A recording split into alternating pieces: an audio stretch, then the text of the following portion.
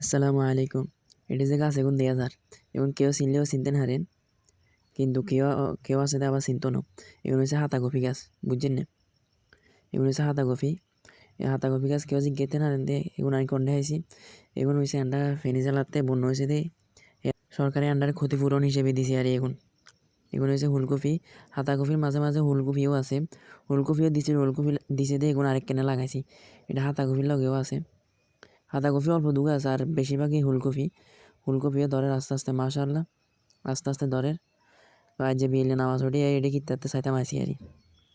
তারপরে এটা দেখেন ইন্ডিয়ানটা ফুলকপি গাছ ইগে মরি যায় দেয়ের, কী কারণে মরি যায় তো জানি না।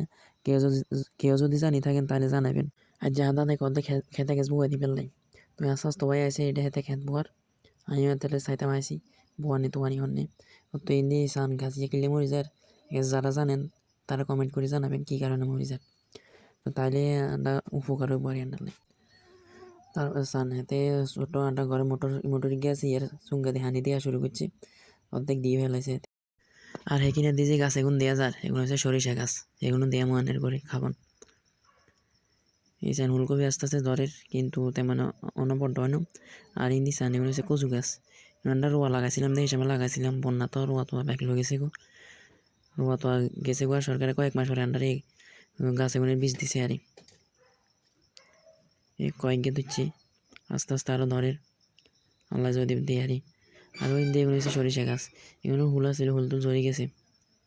আর এগুলো হচ্ছে কুম্বা গাছ, দিয়ে ফুলকপি এগুলোর উত্তর কিনে দিয়ে কুম্বা লাগাইছি। কুম্বার থালিও আছে 10-12 গার মতো আছে।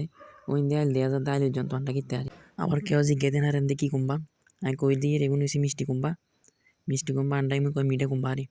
আর ইন্দি কচু গাছ এবছর আল্লাহর রহমতে লতিও খাইছি বড়া। আর ইন্দি হচ্ছে সরিষা গাছ, হুল টুল ঝরে গেছে অন সৌদি বের পালা। আর ইন্দি সরিষায় কিতে ভালো করি হয় না। তো আল্লাহ হাফেজ, আজকের মতো এখানে বিদায় নিলাম। আসসালামু আলাইকুম।